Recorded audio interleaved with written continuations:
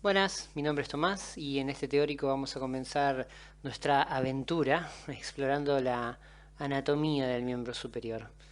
Hay un viejo adagio que dice que la forma hace a la función y claramente el miembro superior no escapa a esto. Como vamos a ver en clases sucesivas, el miembro superior está diseñado para los alcances, gracias a la privilegiada movilidad que le dan sus distintas articulaciones, y para la prensión, gracias a la exquisita delicadeza y complejidad de la mano. Vamos a empezar este viaje hablando de la cintura pectoral, que es el segmento del miembro superior que une su porción libre al tórax. El esqueleto de la cintura pectoral está conformado por dos huesos, la escápula y la clavícula. La clavícula es un hueso, como podemos ver, de forma alargada, pero no es un hueso largo, ya que no tiene ni cavidad medular y está conformado por abundante hueso esponjoso, lo cual hace que tenga la estructura de un hueso plano. Ahora bien, presenta dos caras, una cara superior, la cual en su extremo medial presta inserción para la porción clavicular del músculo externo cleidomastoideo, y en su extremo lateral presta inserción para el músculo deltoides y para el músculo trapecio. Y en la cara inferior podemos ver en su porción media el surco para el músculo subclavio y el foramen nutricio, en la porción lateral el tubérculo conoideo y la línea trapezoidea para los ligamentos que llevan el mismo nombre. Y en su porción medial podemos ver la impresión para el ligamento costoclavicular. De sus dos extremidades, la extremidad external es más voluminosa y posee una carilla articular external para articular con, el esternón, y de su extremidad acromial o lateral posee una carilla articular acromial para articular con el acromion, o sea. Ahora bien, este puede ser un hueso que es más o menos difícil de ubicar en posición anatómica. Por suerte es fácil ubicarlo en el eje transversal porque sus dos extremidades son francamente diferentes, entonces eso te dice que es medial y que es lateral. Para ubicarlo en su eje anteroposterior o sagital, pueden recordar que su mitad lateral es cóncava hacia adelante, o sea, el borde anterior es cóncavo hacia adelante, entonces ahí pueden saber qué es anterior y qué es posterior. Y si no se acuerdan de eso, chicos, pálpense sus clavículas, la tienen ahí para eso. Y por último, para ubicarse en el eje longitudinal, eso sí puede ser un poco más difícil, pero bueno, pueden recordar que en la porción media de la cara inferior, que por cierto es una cara bastante más rugosa, se encuentra el surco para el músculo subclavio.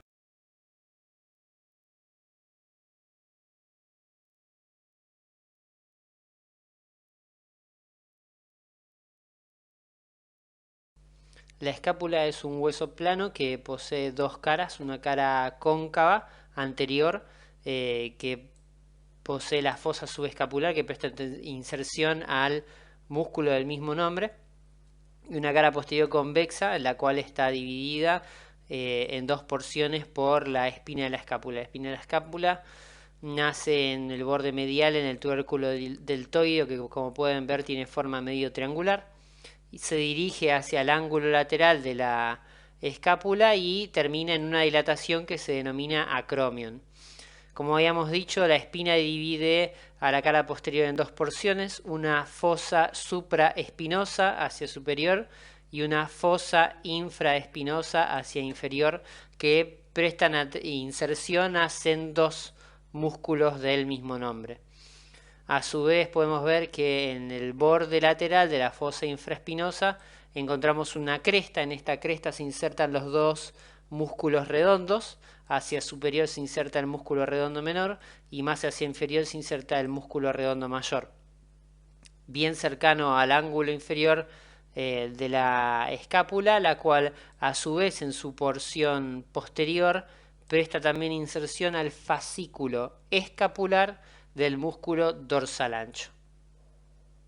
El borde medial de la escápula presenta inserción en su borde anterior a el músculo serrato anterior y en su borde posterior, como habíamos visto, por encima de la espina se insertaba el músculo elevador de la escápula y por debajo de la espina se insertaban ambos romboides. Y el ángulo lateral de la escápula presenta dos estructuras muy importantes. Por un lado tenemos la cavidad glenoidea, que es una superficie articular cóncava, poco profunda y que se encuentra ampliada por el labrum glenoideo, cuando tenemos un preparado de articulaciones, y que recibe a la cabeza del húmero. Y presenta inserciones muy íntimamente relacionadas en sus extremos superior e inferior. Hacia superior, en el tubérculo supraglenoideo, se va a insertar la cabeza larga del músculo bíceps braquial, y hacia inferior, en el tubérculo infraglenoideo, se va a insertar la cabeza larga del músculo tríceps braquial. La otra estructura muy importante que tenemos en este ángulo es la apófisis coracoides. Coracoides significa que tiene forma de cuervo. Ok, forma de cuervo, está bien. En definitiva, presta inserción a tres músculos muy importantes, que son el músculo pectoral menor y el tendón común de los músculos coracobraquial y porción corta del músculo bíceps braquial. Como vamos a ver más adelante, en esta apófisis también se insertan una serie de ligamentos muy importantes. El borde superior de la escápula termina en la escotadora escapular, la cual es la puerta de entrada para el paquete vascular-nervioso supraescapular en esta región. En esta vista superior también podemos apreciar el cuello de la escápula, el cual comunica la cavidad glenoidea con el resto del cuerpo de la misma y produce un estrechamiento que comunica la fosa supraespinosa con la fosa infraespinosa. De hecho, es este pasillo el que utiliza el paquete vascular-nervioso supraescapular para proveer irrigación e inervación al contenido de ambas fosas. Ahora bien, poner en posición anatómica una escápula, la verdad es que es súper fácil. Lo único que se tienen que acordar es que la espina va hacia posterior, la cavidad glenoidea mira hacia lateral y la apófisis coracoides siempre apunta para arriba. Si bien el húmero no pertenece al esqueleto de la cintura pectoral, ya que en realidad es parte del esqueleto de la porción libre del miembro superior, compete presentar en este teórico a la epífisis proximal del húmero, porque interviene en la articulación glenohumeral o del hombro, y como vamos a ver, presta inserción a varios músculos de la región. Así que en ella vamos a describir primero que nada la cabeza del húmero. La cabeza del húmero es una superficie articular de tipo esferoide que mira oblicuamente hacia medial, hacia superior y hacia posterior. Es muy útil recordar la dirección a la cual mira esta carilla, porque les va a permitir poner este hueso en posición anatómica de forma inequívoca. La misma se encuentra delimitada por el cuello anatómico, cuello que por sí la separa también de dos tubérculos: el tubérculo menor, que presta inserción en su cara anterior al músculo subescapular, y el tubérculo mayor, el cual posee tres carillas articulares: una para el músculo supraespinoso, otra para el músculo infraespinoso y una tercera para el músculo redondo menor. Estos dos tubérculos se encuentran separados por el surco intertubercular, el cual está delimitado por dos crestas. Una cresta del tubérculo mayor, la cual hacia distal presta inserción al músculo pectoral mayor, y una cresta del tubérculo menor, que hacia distal presta inserción a los músculos dorsal ancho y redondo mayor. Excelente, habiendo terminado de describir los huesos que componen la cintura pectoral y un poquito de húmero, vamos a hablar de las articulaciones que los solidarizan. Para este propósito tenemos el preparado típico que van a tener en la mesa para describirlas. Pero antes de hablar de ellas vamos a hablar de los ligamentos propios de la escápula. Primero vamos a mencionar al ligamento transverso de la escápula, el cual transforma la escotadura de la escápula en un foramen, y este foramen es a su vez atravesado por el nervio supraescapular, lo que significa que la arteria y la vena supraescapular pasan por encima del mismo. El otro ligamento propio de la escápula que vamos a hablar es el ligamento acromio coracoideo, el cual se extiende entre la apófisis coracoides y el acromion, conformando una suerte de bóveda osteofibrosa por encima de la articulación del hombro. Por último vamos a mencionar un ligamento que es inconstante, de hecho en este preparado no lo podemos ver, pero se llama ligamento espinoglenoideo y como su nombre lo indica, se dirige desde la espina de la escápula hasta,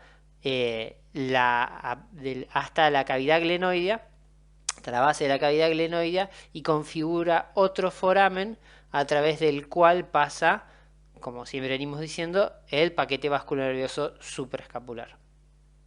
La primera articulación que vamos a hablar del complejo articular de la cintura pectoral es la articulación externo-clavicular, la cual es una articulación sinovial en forma de silla de montar, entre por un lado el extremo medial de la clavícula y por el otro tenemos la unión de la escotadura clavicular del esternón y el primer cartílago costal. Ahora bien, cabe destacar que el ligamento más importante de esta articulación es el ligamento costoclavicular y que posee un disco intraarticular que aumenta la congruencia entre estas superficies articulares. Esta es una articulación muy interesante desde el punto de vista biomecánico, ya que si bien los movimientos que tiene la clavícula sobre el esternón son de muy poca amplitud, gracias al diámetro transversal bastante largo que tiene la clavícula y a la enorme libertad de movimiento que tiene la escápula, estos pequeños movimientos se traducen en grandes movimientos de la escápula sobre el tórax y por lo tanto de todo el miembro superior sobre el tórax. Ahora, si nos centramos en el extremo lateral de la clavícula, vamos a encontrar dos articulaciones. Por un lado tenemos la articulación acromio-clavicular, que es una articulación sinovial plana, que en ocasiones tiene un disco intraarticular, y también vamos a encontrar a la sindesmosis coraco-clavicular. Esta sindesmosis, que es una articulación fibrosa entre dos huesos, está formado por dos ligamentos.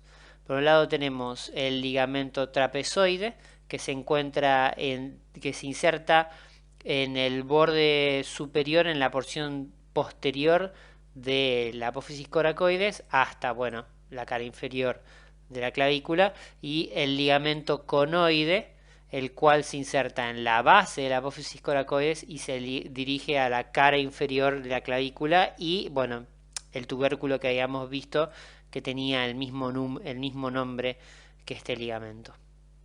Ahora vamos a hablar de la articulación glenohumeral o la articulación del hombro, que es una articulación sinovial de tipo esferoide entre la cabeza del húmero y la cavidad glenoidea de la escápula, la cual, como ya habíamos mencionado previamente, se encuentra ampliada por el labrum glenoideo.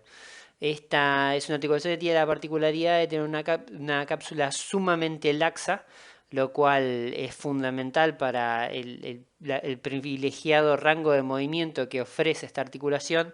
Sin embargo, como contrapartida, es estructuralmente muy débil. Entonces, para compensar esta debilidad estructural, se encuentran descriptos múltiples ligamentos intraarticulares que la refuerzan, en especial en la cara anterior, pero la realidad es que el principal medio de unión que mantiene coaptada la cabeza del húmero a la cavidad glenoidea es el manguito rotador. El manguito rotador está compuesto por una serie de 4 músculos que funcionan como ligamentos activos gracias a su contracción. Entonces podemos encontrar en la cara anterior al músculo subescapular, en la cara superior al músculo supraespinoso y en la cara posterior al músculo infraespinoso y al redondo menor, que como podemos ver están parcialmente desinsertados, revelando profundo los mismos a lo que es la cápsula articular. Hay otros dos músculos muy interesantes que también se encuentran en íntima relación con esta articulación, pero no son parte del manguito rotador. De vuelta, no lo son, que son, por un lado, la cabeza larga del bíceps, que lo podemos ver emergiendo de la cápsula articular y yendo a discurrir por el surco intertubercular, y por el otro lado naciendo en el tubérculo infrahelenoideo a la cabeza larga del tríceps. Por último, la articulación escapulotorácica no es una articulación verdadera, sino que pertenece al grupo especial de las cisarcosis, ya que sus superficies articulares están conformadas por dos músculos, en este caso el músculo subescapular, bien a profundidad, y el músculo serrato anterior. Este último músculo a su vez delimita dos espacios. Hacia lateral tenemos el espacio serrato subescapular y profundo a este músculo se encuentra el espacio tóraco-serrático. Estos dos espacios que se encuentran rellenos de tejido conectivo laxo son esenciales para que la escápula se pueda deslizar sobre el tórax. Como siempre, muchísimas gracias por su atención y por el tiempo que compartimos juntos. Cualquier duda o pregunta voy a estar respondiendo abajo en los comentarios del video. Un saludo.